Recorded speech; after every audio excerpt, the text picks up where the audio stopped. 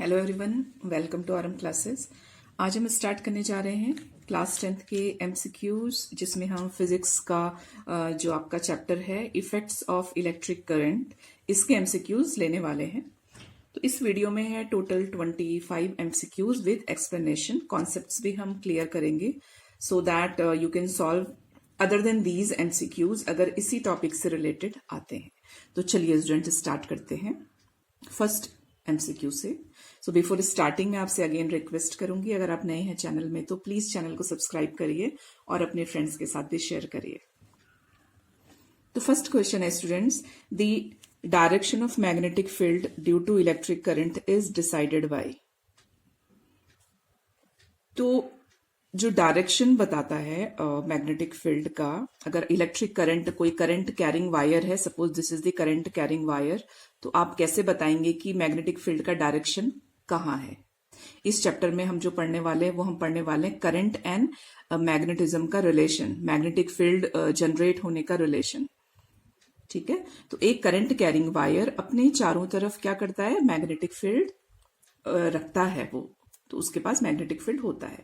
तो जो direction of magnetic field है वो हमको राइट हैंड थंब रूल बताता है। बहुत सिंपल रूल है और आप याद रखेंगे, if this is your right hand, तो आप फिंगर जिधर कर्ल कर रहे हैं ना, आप ऐसे फिंगर कर्ल कर रहे हैं, तो जिस डायरेक्शन में आप फिंगर कर्ल कर रहे हैं उस डायरेक्शन में मैग्नेटिक फील्ड होगा। And during curling of fingers, किस डायरेक्शन में आपका थंब है, your thumb is on upward direction, so current upward direction में होगा। सेम वे आप इसको उल्टा कर दो, रिवर्स कर दो, now you are curling your finger in this direction, now your thumb is in downward direction.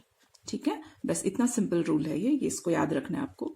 तो a right hand thumb rule decide करता है मैग्नेटिक फील्ड का डायरेक्शन क्या होगा during flow of electric current. तो ये राइट हैंड थंब रूल को हम मैक्सवेल्स कॉर्क स्क्रू रूल भी कहते हैं। अगर हम चैप्टर इसमें ड्रॉ करके बताएं तो if this is the direction of current, ये वाला जो डायरेक्शन है दिस वन, ये करंट का डायरेक्शन बता रहा है। तो इस डायरेक्शन में देखो, हम फिंगर कर्ल इस डायरेक्शन में कर रहे हैं ना, तो इस डायरेक्शन में मैग्नेटिक फील्ड होगा। ठीक है, ये वाले डायरेक्शन में। आप इसको क्लॉकवाइज एंटी क्लॉकवाइज के टर्म में भी समझ सकते हैं। जब हम इसको मैक्सवेल्स कॉर्क स्क्रू रूल के टर्म में पढ़ते हैं तब हम इसको क्लॉकवाइज एंटी क्लॉकवाइज के टर्म में पढ़ेंगे, क्योंकि जब आप स्क्रू लगाते हैं, अगर आप घर में देखिए कि अगर स्क्रू को आप इस डायरेक्शन में, this is the anti clockwise direction, ये वाले डायरेक्शन में, तो अगर एंटी क्लॉकवाइज डायरेक्शन में आप करते हैं तो वो ऊपर की तरफ आएगा, और अगर क्लॉकवाइज डायरेक्शन में करते हैं तो वो नीचे की तरफ, मतलब स्क्रू लगाते हैं हम तो हम उसको क्लॉकवाइज डायरेक्शन में घुमाते हैं। तो अगर ये आपको कंफ्यूजिंग लगता है तो ये तो आपका राइट हैंड है, ये राइट हैंड फिंगर कर्ल करके एंड थंब का डायरेक्शन देख के you can predict the direction of magnetic field या करंट, दोनों के डायरेक्शन के बारे में बता सकते हैं। तो ये राइट हैंड थंब रूल है, इसको हम मैक्सवेल्स कॉर्क स्क्रू रूल भी कहते हैं। तो चलिए सेकंड क्वेश्चन में आते हैं student. Second question is the device which converts mechanical energy into electrical energy is called। तो इनमें से which one is the device which converts mechanical energy, आप पहले मैनुअली कर रहे हैं या मैकेनिकल एनर्जी अप्लाई कर रहे हैं और आपको इलेक्ट्रिसिटी मिल रही है। तो किससे आपको इलेक्ट्रिसिटी मिलती है, बेल से मिलती है क्या? नो, इससे हमको साउंड एनर्जी मिलती है। इलेक्ट्रिक फ्यूज से मिलती है क्या? बिल्कुल भी नहीं, ये थर्मल एनर्जी में कन्वर्ट होती है।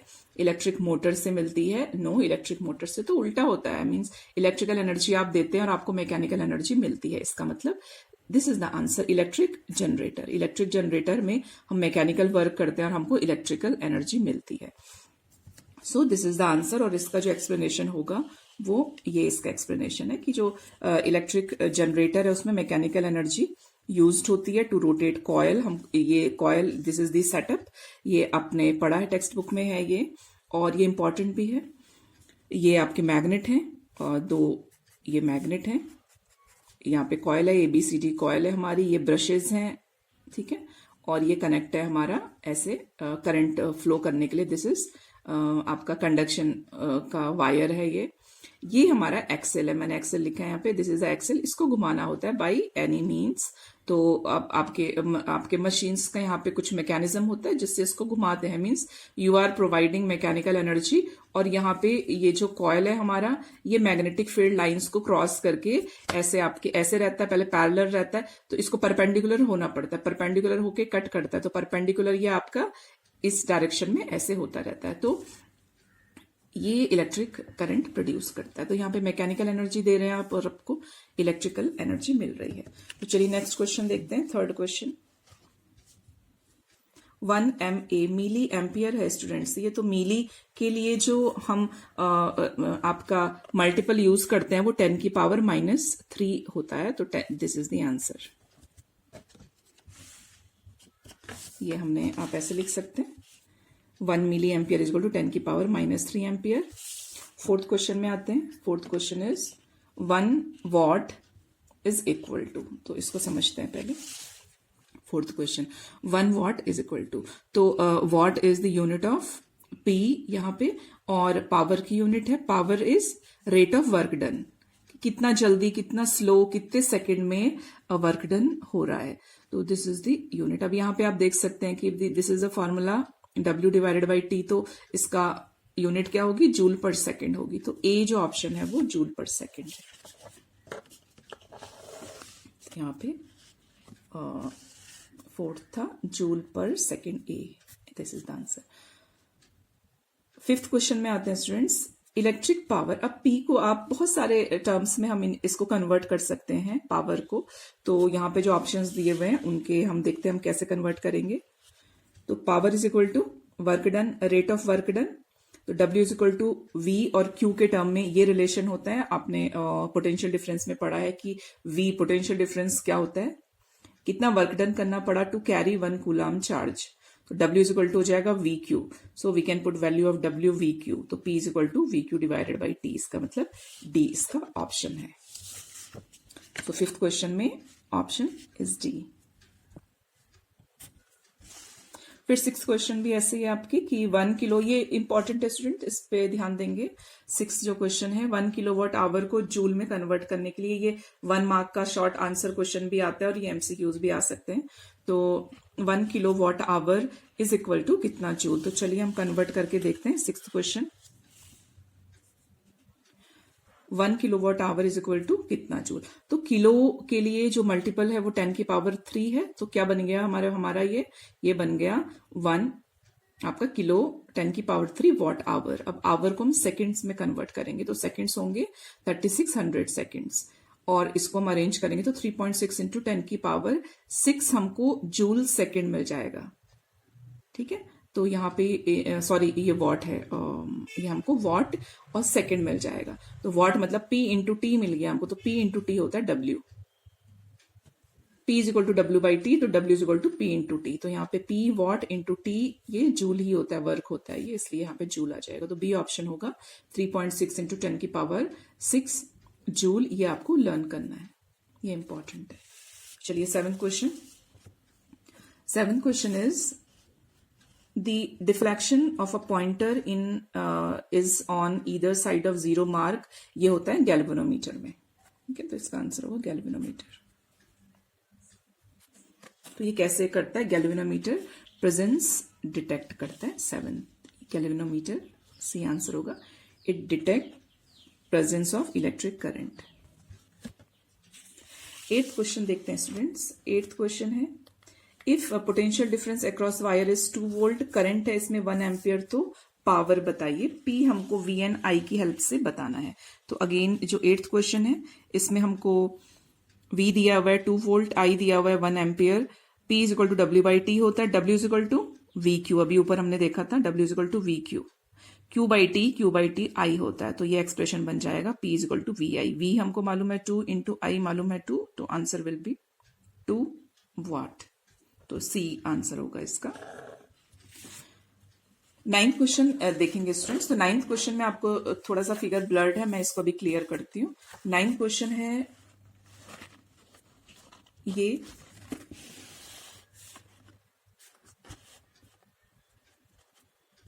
At a center of which of the following four circular rings is the magnetic field strongest for equal magnitude of current? आप करंट देख रहे हैं, आप ये यहाँ पे जो सर्किल बने हैं इसमें करंट सब में 2 एम्पियर का है। ये इतना रेडियस का है, ये इतना रेडियस का है, ये थोड़ा बड़ा रेडियस का है और ये और लार्ज रेडियस का, और सब में 2 एम्पियर करंट है, सब में ही 2 एम्पियर करंट है। ये जो इन्होंने दिया है यहाँ पे ये रेडियस दिया हुआ है, यहाँ पे हमारा करंट कैरिंग कंडक्टर रहा होगा ऐसे, ठीक है, ये यहाँ पे रहेगा ऐसे। तो अब क्वेश्चन है कि किसमें स्ट्रॉन्गेस्ट मैग्नेटिक फील्ड किसमें बनेगा स्ट्रॉन्गेस्ट मैग्नेटिक फील्ड। तो ये रिलेशन होता है स्टूडेंट्स, ये आपको याद रखना है।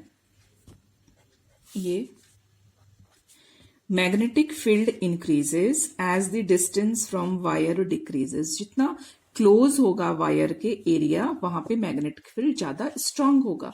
तो मींस ये जो डॉट है यहाँ पे करंट कैरिंग कंडक्टर है यहाँ पे ऐसे, तो ये वाला क्लोज है, ये वाला जो एडजस्ट आपका अरेंजमेंट है, तो इसका आंसर होगा ये सेकंड वाला। तो सेकंड डी के लिए आंसर है, तो डी पे आप टिक करेंगे, ठीक है।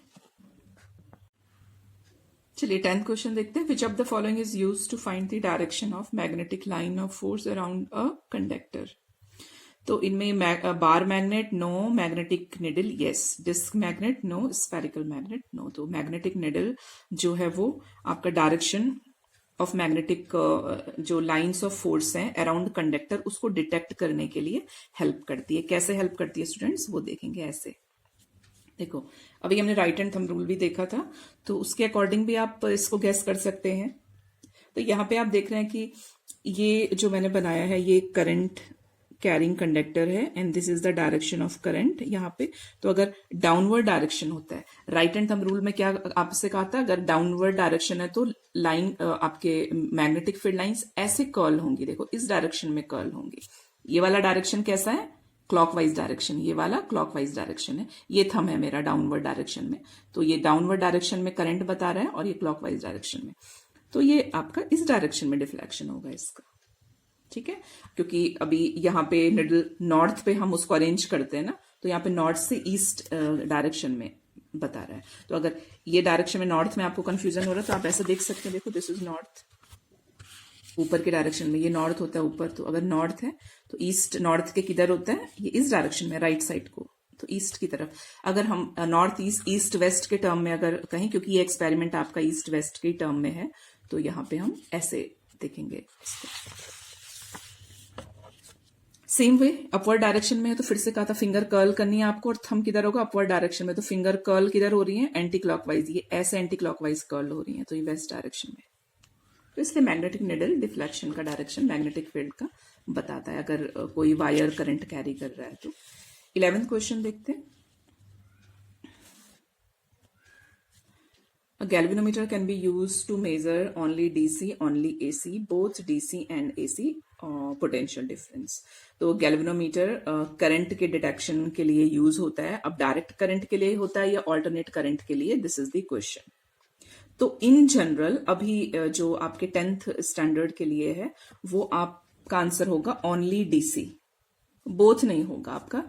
गैल्वेनोमीटर आपका ये भी इलेक्ट्रोमैग्नेटिक इंडक्शन के टर्म में ही डिटेक्ट करता है करंट को, तो ये ओनली डीसी को डिटेक्ट करेगा, एसी को डिटेक्ट क्यों नहीं करता वो हम देखते हैं। क्योंकि एसी में क्या होता है आपका ऑसिलेशन जो होंगे करंट के वो बहुत आपके स्मॉल होते हैं, उनको डिटेक्ट नहीं करता है। और अगर हम डायरेक्शन के टर्म में देखें तो जो आपका ऑर्डिनरी गैल्वेनोमीटर होता है वो ओनली डीसी को डिटेक्ट करता है। तो यही हमारा आंसर होगा 10th के लेवल के लिए।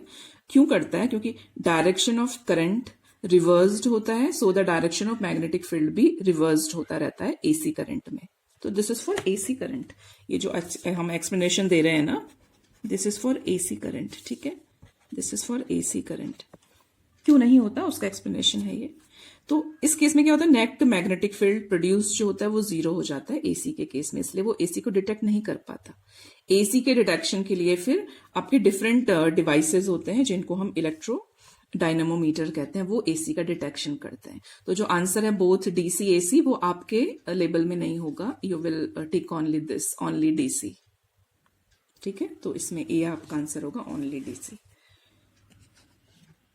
12th क्वेश्चन देखते हैं स्टूडेंट। 12th क्वेश्चन में ये आपका ऐसा एक सेटअप है, बहुत सिंपल क्वेश्चन है ये, ओम्स लॉ के ऊपर actually. Right correct option by observing the figure. तो ये फिगर बनाया है यहाँ पे और आपका सिंपल है, इस फिगर में कुछ नहीं है ज्यादा। ये एक्चुअल में ऐसा मैं इधर बता देती हूँ क्लीन। यहाँ पे आपका ये तो करंट कैरिंग कॉयल है, इधर ये कॉयल करंट कैरी कर रही है, ठीक है। और यहाँ पे ये जो सेटअप है इसको कनेक्ट किया है इन्होंने बैटरी से, तो ये करंट का सप्लाई है, this is a supply of current. और यहाँ पे भी मैग्नेटिक फील्ड, इस वायर से भी मैग्नेटिक फील्ड जनरेट होंगे और इस वायर से भी मैग्नेटिक फील्ड जनरेट होंगे ऐसे। तो यहाँ पे मैग्नेटिक फील्ड के डायरेक्शन से मतलब नहीं है हमको, यहाँ पे इससे मतलब है। यहाँ पे एक छोटा सा सेटअप है, तो इस पोर्शन में इन्होंने यहाँ पे आपके रजिस्टर्स लगाए हुए हैं। तो यहाँ पे ए वाला जो ऑप्शन है इसमें जो रजिस्टर लगाया हुआ है वो है सीरीज में, मतलब एक सिंपल है ऐसे, और बी वाले ऑप्शन में पैरेलल 2 रजिस्टर्स लगाए हुए हैं। तो यहाँ पे फोकस हमको लाइंस पे नहीं करना है, मैग्नेटिक फील्ड डायरेक्शन नहीं पूछ रहा आपसे, इसमें पूछ रहा है कि जो करंट का फ्लो होगा या मैग्नेटिक फील्ड प्रोड्यूस्ड जो किस में स्ट्रांग होगा। तो यहाँ पे हमारा ओम्स लॉ के अकॉर्डिंग होगा कि आर ये सीरीज में है, सीरीज में आर की जो आर सीरीज में जो उसकी वैल्यू होगी वो आर ही होगी, ठीक है। और अगर एक्सक्यूज मी, अगर ये पैरेलल है तो पैरेलल में हम जब इसको कैलकुलेट करेंगे 1/r p = 1/r + 1/r, तो इसका जो वैल्यू आएगा वो आएगा हाफ, आर का हाफ। मतलब इस वाले सेटअप में जो रेजिस्टेंस है यहाँ पे वो कम है। कम रेजिस्टेंस का मतलब करंट का फ्लो ज्यादा है, और करंट का फ्लो जितना ज्यादा होगा मैग्नेटिक फील्ड उतना ही स्ट्रांग बनेगा, क्योंकि वो करंट से रिलेट करता है। तो जितना ज्यादा करंट उतना ज्यादा मैग्नेटिक फील्ड, जितना कम रेजिस्टेंस उतना ज्यादा करंट। तो इसको ऐसे लिंक करना है। तो यहाँ पे आंसर होगा आपका magnetic field in B is stronger, क्योंकि बी में जो रेजिस्टेंस है मतलब करंट फ्लो को नहीं रोक रहा है, वो उसको फ्लो होने दे रहा है, कम है रेजिस्टेंस। तो ये इसका आंसर होगा 12th का आंसर। इसका एक्सप्लेनेशन है आर क्योंकि सीरीज में है ए में, और आर पैरेलल है बी में, इसलिए बी में ज्यादा करंट का फ्लो होगा, ज्यादा स्ट्रांग, उस आपका उस केस में मैग्नेटिक फील्ड बनेगा। 13 क्वेश्चन देखते हैं students.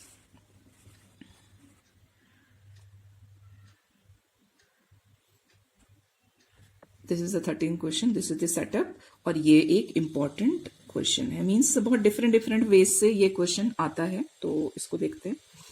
In the arrangement shown in a figure, there are 2 coils wound on a non-conducting cylindrical rod. Initially, the key is not inserted. Then हम ऑन करेंगे यहाँ पे, key is inserted and later removed. Then मतलब एक बार on किया हमने ये button को, करंट को सप्लाई होने दिया, एक बार हमने इस बटन को ऑफ किया है, करंट को स्टॉप किया है। तो अब इसके ऑप्शंस है, तो पहले हम समझेंगे कि ये क्या है।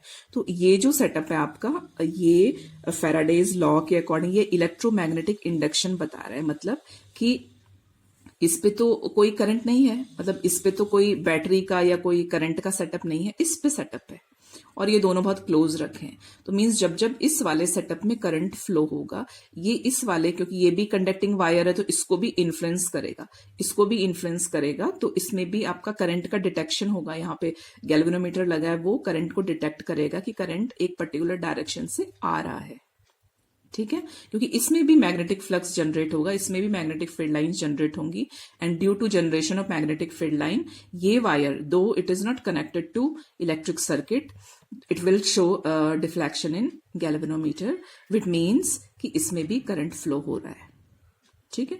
लेकिन एक चीज आपको देखनी है, if you will keep on means if you will keep on this switch, तो जो करंट इसमें फ्लो होता रहेगा, तब यहाँ पे डिफ्लेक्शन नहीं आएगा। हमको ऑन ऑफ करना पड़ता है, मतलब फ्लक्स का डायरेक्शन हमको चेंज करना पड़ता है इसमें। तो वही आपको दिया हुआ है कि एक बार ऑन किया, एक बार ऑफ किया है, तो क्या होगा। तो ऑन किया है तो क्या होगा, ये तो हमको मालूम है कि गैल्वेनोमीटर आपका डिफ्लेक्शन देगा। ऑफ किया है तो क्या होगा, तो वो ऑप्शन देखते हैं। फर्स्ट है गैल्वेनोमीटर विल नॉट डिफ्लेक्ट, नहीं ये रॉन्ग है, it will deflect. Galvanometer will deflect in one direction when key is inserted, yes, and in the opposite direction when key is removed. Yes, ये आपका answer होगा। C option देखते हैं, galvanometer will deflect in one direction which key is inserted, yes, and remain still when the key is removed. नहीं, ये wrong है। ठीक है, स्टिल नहीं रहेगा वो। जब हम की को रिमूव करते हैं तो मैग्नेटिक फ्लक्स का डायरेक्शन चेंज हो जाता है, तो डिफ्लेक्शन भी चेंज हो जाएगा। ऑन है तो इस डायरेक्शन में डिफ्लेक्शन देगा, ऑफ होगा जैसे ही वो इस डायरेक्शन में डिफ्लेक्शन देगा। ठीक है, और थर्ड है, galvanometer will deflect in one direction when key is inserted and same direction when key is removed. तो ये भी रॉन्ग है, तो इसका आंसर होगा बी। ठीक है, इसको हमने कैसे समझना है, आप इसको लिख भी सकते हैं, नोट कर सकते हैं। Galvanometer will deflect in one direction when key is inserted and in opposite direction when key is removed. ये फैराडेज लॉ ऑफ इंडक्शन है। ठीक है, तो ये जो डिफ्लेक्शन है, ये डिफ्लेक्शन जो आ रहा है वो आ रहा है due to change in magnetic flux. तो मैग्नेटिक फ्लक्स होता है फील्ड लाइन इंटेंसिटी, कितनी सारी फील्ड लाइंस है उसको ही कहते हैं, कितने एरिया से पास हो रही हैं। ठीक है, तो कंफ्यूज नहीं होना है। हम मैग्नेटिक लाइंस भी कहते हैं। मैग्नेटिक लाइंस का मतलब वो ये लाइन है एक मैग्नेटिक लाइन, ये दो मैग्नेटिक लाइन है। ठीक है, और इतने ही एरिया में इतनी सारी मैग्नेटिक लाइन भी हो सकती है। तो यहाँ पे फ्लक्स क्या है, यहाँ पे इंटेंसिटी ज्यादा है, स्ट्रांग है, यहाँ पे कम है, बस इसीलिए हम वो टर्म यूज करते हैं। तो 13 क्वेश्चन का आंसर बी। अब स्टूडेंट 14 क्वेश्चन देखते हैं। This is the 14 question. 14 question में आपका एक सेटअप है, यहाँ पे आप देख रहे हैं स्क्रीन में कि ए में आप देख रहे हैं। जैसे पहले मैं यहाँ पे आपको बता देती हूँ, फिर हम स्क्रीन पे देखते हैं पिक्चर को क्लियर। यहाँ पे एक्चुअल में सेटअप है आपका बैटरी का। ठीक है, एक मैं सिंप्लीफाई करके बना देती हूँ डायग्राम। बैटरी का सेटअप है, ये पॉजिटिव है, सीरीज में एमीमीटर कनेक्ट है, पॉजिटिव एंड नेगेटिव है। उसके बाद यहाँ पे रेजिस्टेंस पे पोटेंशियल डिफरेंस चेक कर रहे हैं, पॉजिटिव नेगेटिव है, और ऐसे सर्किट हमारा कनेक्टेड है। ठीक है, तो यही क्वेश्चन है। इन्होंने क्या किया है कि पॉजिटिव नेगेटिव डायरेक्शंस चेंज किए हैं और आपसे पूछा है कि जैसे इस वाले केस में ये पॉजिटिव है, तो एमीमीटर का पॉजिटिव और हमारा जो बैटरीज है उनका पॉजिटिव पॉजिटिव कनेक्ट रहता है हमेशा, और इसका आपका जो पॉजिटिव होता है वो हमेशा मतलब पॉजिटिव साइड्स होंगे सारे कनेक्शंस जो होंगे। तो यही इसमें बता रहे हैं। तो आप स्क्रीन पे देख सकते हो picture clear.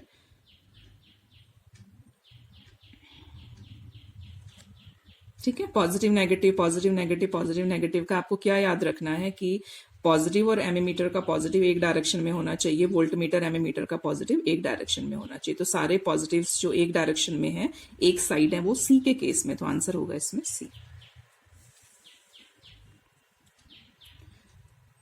15th, the intensity of magnetic field is expressed in। तो इंटेंसिटी ऑफ मैग्नेटिक फील्ड में कुछ टर्म्स हैं, वो हम देखते हैं। ऑस्टेड में हम करते हैं, आपको बस इतना याद रखना है कि इंटेंसिटी ऑफ मैग्नेटिक फील्ड जो हम एक्सप्रेस करते हैं वो ऑस्टेड में एक्सप्रेस करते हैं, और ये एक सीजीएस यूनिट है। ठीक है, ये हमारे सेंटीमीटर ग्राम सिस्टम की यूनिट है। This is not SI unit of electric field intensity. तो एसआई यूनिट इसकी टेस्ला है। टेस्ला होता है कितनी magnetic lines of force per unit area pass हो रही हैं। तो वही इंटेंसिटी वही हुआ आपका कि किसी एरिया से कितनी फील्ड लाइंस क्रॉस हो रही हैं, तो हम इसका एसआई यूनिट टेस्ला होती है। ठीक है, फिर 16th क्वेश्चन है, what should be the core of electromagnet. तो core of electromagnet soft iron होता है। 17th question, who has started the right hand thumb rule. आप याद रखेंगे right hand rule and right hand thumb rule दोनों different different है। Right hand rule Fleming's ने state किया है और right hand thumb rule Maxwell ने स्टेट किया है। ठीक है, तो दोनों डिफरेंट है। थंब जो वाला जो पोर्शन है वो आप देखना, याद रखना। 18th क्वेश्चन है, in all the electrical appliances switches are put in live wire में पुट करते हैं हम स्विचेस को। 19th क्वेश्चन है, what is the condition of an magnetic induction. तो स्टूडेंट्स ये भी अगेन इंपॉर्टेंट क्वेश्चन है। तो क्या कंडीशन है इसमें कंडीशन हम क्या पढ़ रहे हैं अभी तक इलेक्ट्रोमैग्नेटिक इंडक्शन में, कि रिलेटिव मोशन होता है, या तो मैग्नेटिक मोशन में होना चाहिए मैग्नेट, या फिर कंडक्टिंग वायर मोशन में होना चाहिए। तो ये जो आपका क्वेश्चन था ये था ये 19th क्वेश्चन, ठीक है। तो 19th ये इसका एक्सप्लेनेशन देखते हैं।